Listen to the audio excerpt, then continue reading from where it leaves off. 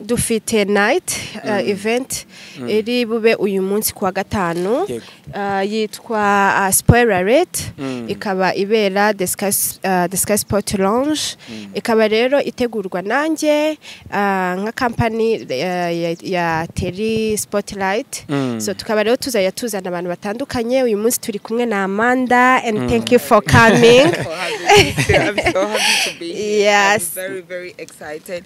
And I know we're going to have too much fun.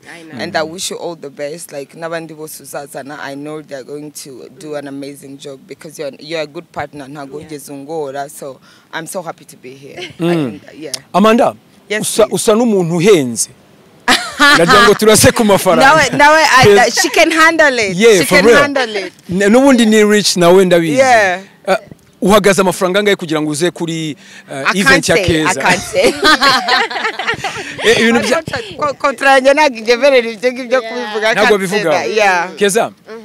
Iyo ugiye kuzana umuntu ubundi ushingira kuki kugira ngo aze mukorane mu hosting event muri nshingira cyane ku muntu ubimininga first of all ku muntu w'umustar Amanda ni umuntu ukunzwe ni umuntu haba ari hano iwacu mu Rwanda haba ndetse n'ahantu asigaye yenda akorera mu gihugu cya Uganda so arakunzwe ni umuntu ufite connection n'abantu ni umuntu ukora ibintu ubona ko abikunze aritanga so even nta nubwo nyine arumvikana iyo muri kudininga mugerageza guhuza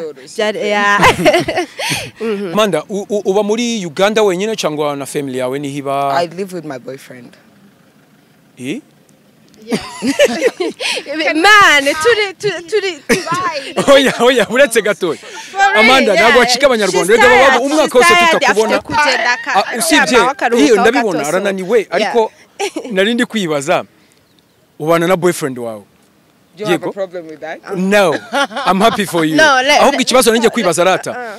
Hari saga igeze kubaho Amanda.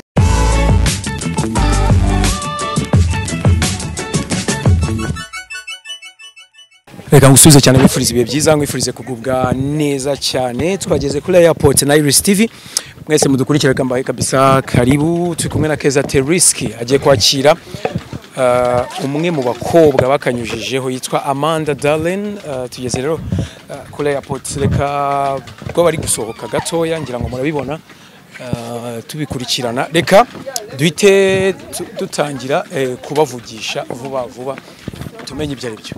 Alright, nkuko nabikubwiye nageze kuri airport na Iris TV ndi kumwe na Keza Teriski. Keza umeze ute?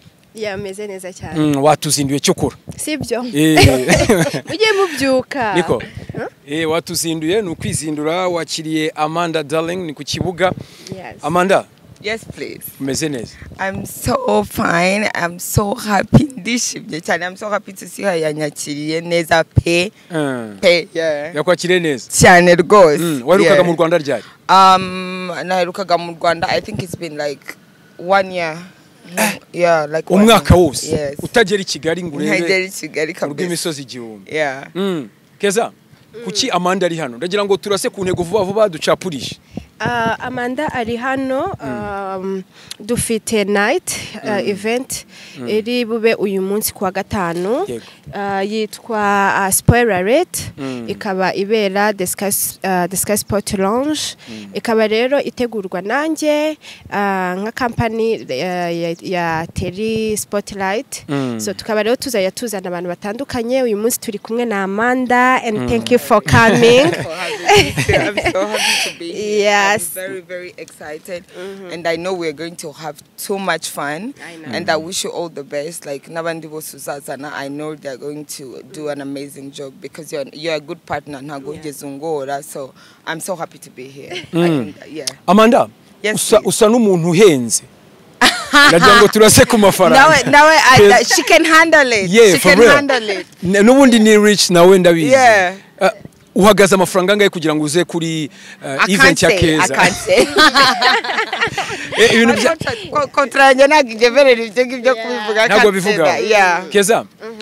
iyo ugiye kuzana umuntu ubundi ushingira kuki kugira ngo aze mukorane mu hosting event muri nshingira cyane ku muntu ubimininga first of all ku muntu w'umustar Amanda ni umuntu ukunzwe ni umuntu haba ari hano iwacu mu Rwanda haba ndetse n'ahantu asigaye yenda akorera mu gihugu cya Uganda so arakunzwe ni umuntu ufite connection n'abantu ni umuntu ukora ibintu ubona ko abikunze aritanga so even nta nubwo nyine arumvikana iyo muri kudininga mugerageza guhuza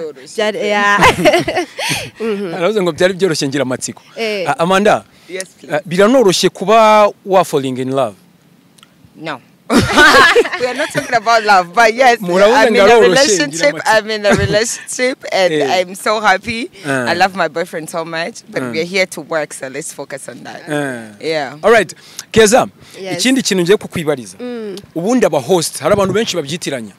Ubundi bisobanuye iki kugira ngo umuntu hosting event uhamagare n'Amanda gufashe avuye hanze biba bivuze iki akazi umugiye gukorira ijoro nakaye nukuvuga aba host no gufata abantu kabahuza and then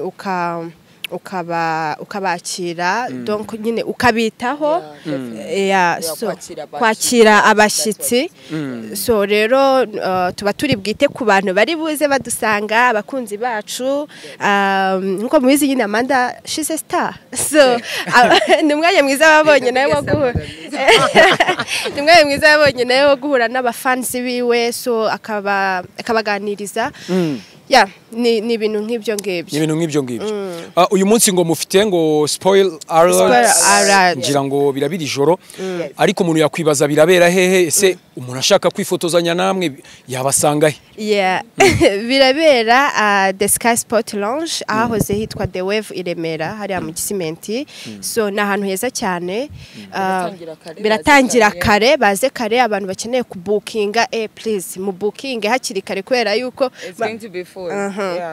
so harasobanutse ikibazo kuri Amanda aravuze ngo muze kare ngo araza kuzura mpita nibaza event za Uganda nizo mu Rwanda ubigereranya gute but ntago ari ukuvuga ngo biratandukanye cyane kuko buri gihugu kigira crowd yacyo buri gihugu kigira ukuntu gitwara ibintu byacyo but what I love about mu Rwanda nuko abantu barisanzura i Buganda abantu bose bashobora kwicara buri wese akicara muri VIP we ntago baganira ntago nta kintu na kimwe ariko what I love about the parties in Rwanda muraganira muravugana abantu barisanzura ntago abantu biyemera so it's a very beautiful thing to see that's basically it. Okay. Yeah.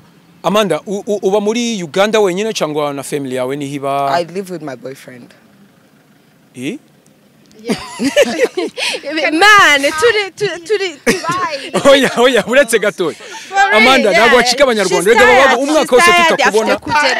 Usibye, iyo ndabibona arananiwe ariko narindi kwibaza ubana na boyfriend wawe. Do you have a problem with that? No, I'm happy for you. Ahubwo ikibazo nanjye kwibaza rata. Ahagaze nawe icyangwa. Reka tuganire ku by'imyambaro cyane. Amanda, uyu munsi kuri event uraba wambaye gute abantu urabakumbuza iki? I can't say it. Spoiler alert. I can't say it. Bagomba kuza bakabibona ariko bro ni show. Ni show. Nagari show ni show. Uraza kutubyinira se? Subizi. Oh yes. Subizi. Tubyitegure. Cyane. Keza, mu ma event usanzwe utegura uyu munsi watumiye ni diaspora navuga ko no munyarwanda kaza ari kuba hanze. Wowe nakaye gashya none urubutwereke. Agashya ka mbere gire mwakabonye na Amanda. Atubwira tubyinira. Hari nibindi byinshi rero bibahishiwe ku bantu bari buze kuhagera so. Hari bihemba abantu bari bubone but we can't say it now. You have to be there to say it. Yeah. Biremewe kuza kwifotozanya namwe? Nta kibazo. Ese nk'iyo umuntu ashaka wenda pictures namwe abisabane. Hakeza rero ukuntu abahagaze. No. There is protocol there.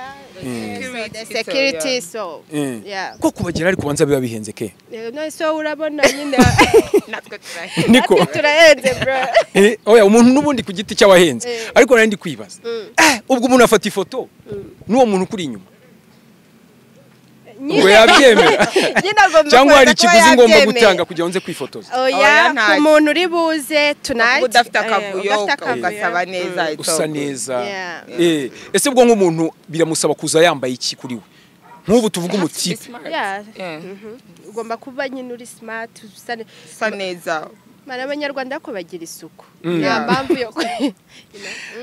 yo muzivuge ari costume no everybody can wear what they want. Icyo kirasobanutse. Nta bwoba ugira iyo ubonye hari nk'ama event. Uyu munsi hari ama event menshi nari buvugeho kuko icyo twajemo ni event yanyu n'ubundi tugiye kuganiraho, ariko iyo hari ama event menshi kandi uri event organizer cyangwa se umu host n'ubundi nta kibazo uba wumva nyine buri wese aba afite abakiriya serving. Alright, reka mbashimire ujye kuryamisha umushyitsi ubwo isaa moya rwose turaba tuhageze. Thank you. Mwakoze cyane.